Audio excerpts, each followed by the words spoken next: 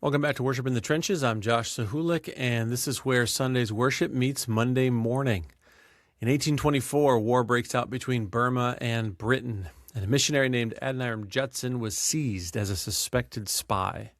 The authorities throw him in the death prison of Abba, and they locked him in iron fetters and held him there in heat, hunger, and filth for about a year and a half. His wife Anne walked to the prison gates carrying food and pleading for his life. Well, their work, their health, and their whole future hung by what seemed like a thread. Few places on earth could have felt more abandoned than Adoniram Judson's cell. And in the middle of it, somebody asked Judson about the mission's prospects, and here was his answer. The future is as bright as the promises of God. A man in chains in a foreign prison surrounded by enemies, declaring that the presence of God reached past those walls and into a future that he couldn't see. He'd found what Jacob found, what the psalmist sang about, what Paul preached, that there's a presence that no distance can outrun and no prison can shut out. Wherever you find yourself, God is there.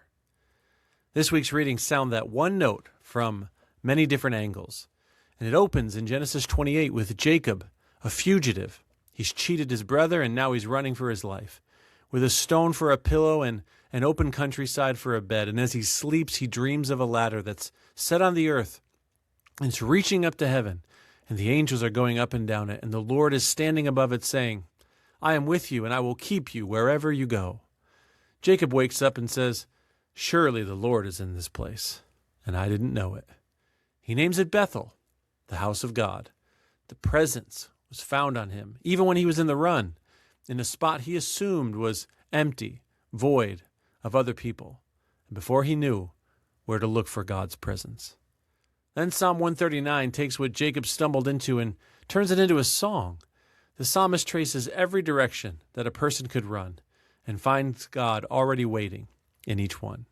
He says, if I ascend to heaven, you are there. If I make my bed in the depths, you are there.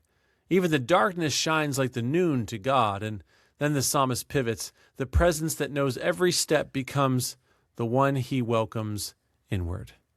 The psalmist says, search me, O God, and know my heart. Jacob met God in a place, but the psalmist meets God in his heart, in the rooms with doors that oftentimes you and I would rather keep shut.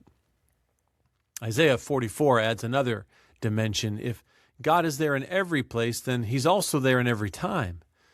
God says, I am the first and the last. He says, there is no God but me. The one who stands at the beginning and waits at the end holds the entire span in between, which is exactly why he can say to a frightened people, do not be afraid. And then here comes Jesus in Matthew 13. And he shows you where the present God is literally standing in a mixed field. An enemy has sown weeds amongst the wheat overnight, and the servant wants to rip them all out immediately. But the field owner says, no, just wait, be patient, or you'll uproot the wheat along with all of the weeds. Let them both grow together until the harvest. And that is the reality of God's presence right now. He's with us in this world, and often in the church, where good and harm sometimes grow side by side, but God is patient, unhurried, holding back the final sorting so the wheat can come to full growth. And then in Paul, in Romans chapter 8, he completes the whole arc into one stunning claim, that presence that we've been talking about, the one that found Jacob on the road and that fills Psalm 139 and that holds the first and the last, now lives inside the believer as the spirit of adoption. The fugitive becomes a son, where Paul says we cry, Abba, Father. And the Spirit himself testifies that we're children of God, heirs with Christ. Yes, the present still holds suffering. Creation groans like a mother in labor, but Paul says the suffering of now barely registers next to the glory that is coming. God is there in you now by the Spirit, and he's here at the destination waiting. So what does that mean for us in the trenches Monday through Saturday? If you're a pastor, you're a ministry leader, hold on to the field. The temptation in leadership is to appoint yourself the reaper, to pull every weed now, to sort people prematurely, to force the harvest the owner said to wait on. Jesus models a harder patience, a more disciplined patience. Tend the wheat and leave the sorting to God. You and I are not the judge of the field. We are the workers in it. Maybe you're a volunteer. Here's what I'd ask you. Remember Bethel. Jesus walked through the world as a living house of God, the place people meet his presence. And this week, your serving can make some ordinary place, maybe a hallway or a parking lot or a setup crew, into a Bethel for someone who didn't know that God was there. And if you're in the pew this week, maybe in a prison of one kind or another and not able to yet see him, do what Jacob did, but say it before you feel it. Name the place that you're standing in out loud and declare, the Lord is in this place.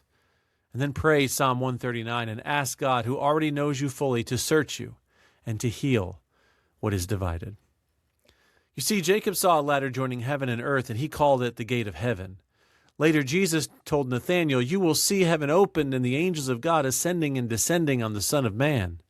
Christ is the ladder that Jacob saw. He was heaven and earth meeting in one person, and he made the promise certain by going to the one place the Father's presence was withdrawn, the cross, where he cried, my God, why have you forsaken me? He bore that forsakenness in your place and my place so that the word spoken over Jacob would hold over you in every location and in every condition. Because Christ was forsaken once, God is there for you in all things.